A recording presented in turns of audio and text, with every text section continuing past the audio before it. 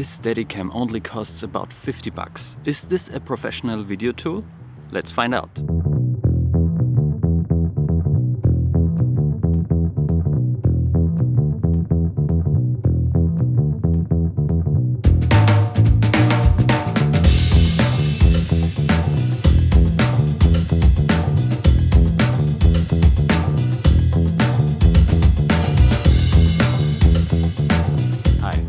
Welcome to this review and how-to of the newest Relino Steadycam.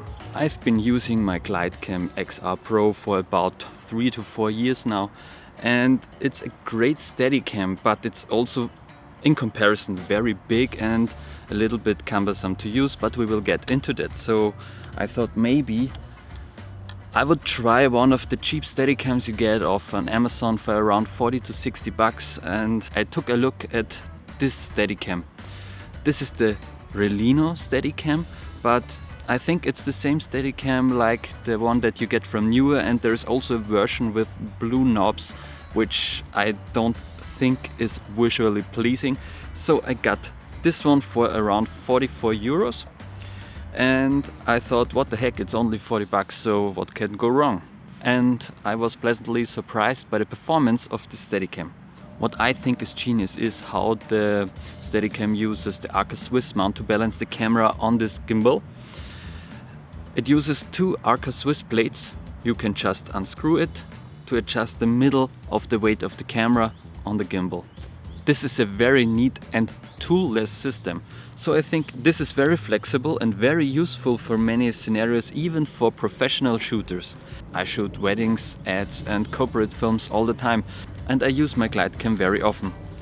But for weddings, for example, where I need light equipment, where I need fast turnarounds, I think this could be the replacement for my Glidecam. But before I start to brace this thing all over the place, there are some things I wish this would be different.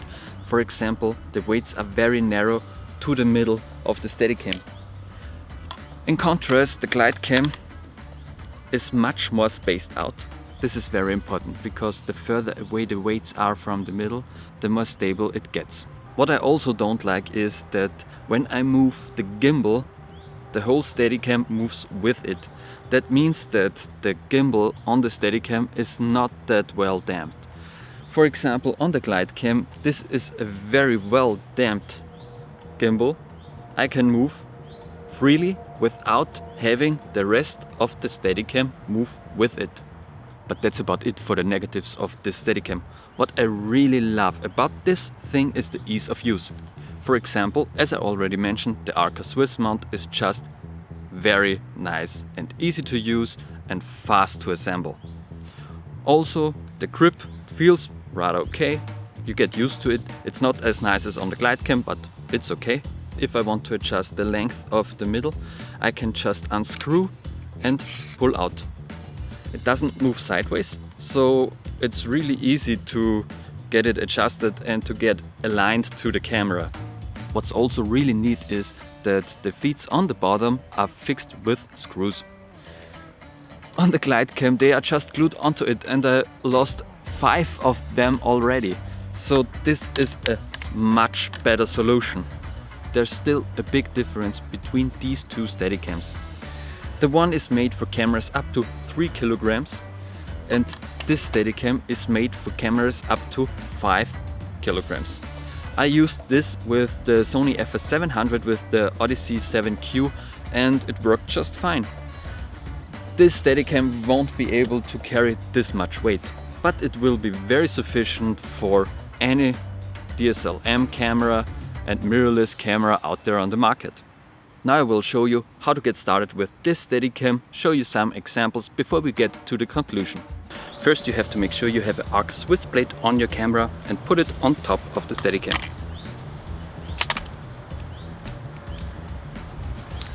In the next step, we will do the drop test. It's important to have the weights and the length of the middle section of the Steadycam in the right place. For example, you can increase the weight by just extending the rod in the middle or putting weights on it. It's just a matter of taste if you want to use more weights or if you want to extend the length of the middle section of the Steadicam. Then we straighten out the Steadicam and let it drop. Ideally, the drop time of your Steadicam is around 2 to 3 seconds, so it should be slow enough. To adjust that, we move in the middle section. It might take a few tries. So we try again. 1, 2. That's not enough. So 1, 2, 3. Perfect. Now we have to adjust the balance of the camera on the Steadicam. Make sure you have the card inserted and you take the hood off. This might take a few tries, but I like to straighten out the camera first. Take a look. It bounces to one side. Then we adjust it slightly. This can be done in very small increments, so it may take a minute, but the more often you do it, you get faster every time. So for me, if I'm in a hurry, I can balance out this cam in around a minute and we're already good to go. So you might have to adjust the y-axis, but it's good enough to go. Next we talk about how to move with the Steadicam. You have to have a firm grip on the handle, and with the other hand you just touch it slightly to adjust the direction. When you go, the camera might turn in one or another direction, in a direction you don't want. So you have to adjust it slightly with the other hand. Just tap it a little bit and it will follow you. If you want to do low mode shots, you're already balanced out. All you have to do is to slide the middle section in and do the same drop test just in the other direction. When we do it like this, 1, 2, that's too fast. So we have to adjust this slightly.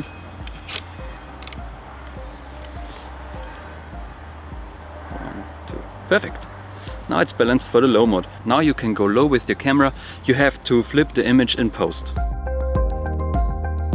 Even though I use the GH5, which has great internal image stabilization, I show you one example with and without the IBIS activated in the camera to show what this can achieve without an internal stabilizer, not in the lens and not in the body.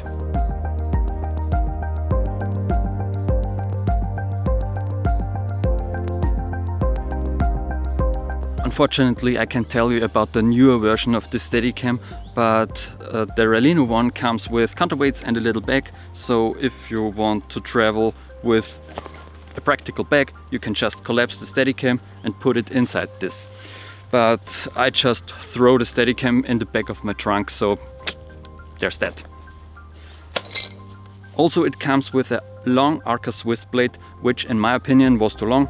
I used this one, which I already had. You can also use very short ones, but you have to make sure they are in the right position of the camera so you can balance it out, since the space you can balance the Arca Swiss blade on the Steadicam is not as great.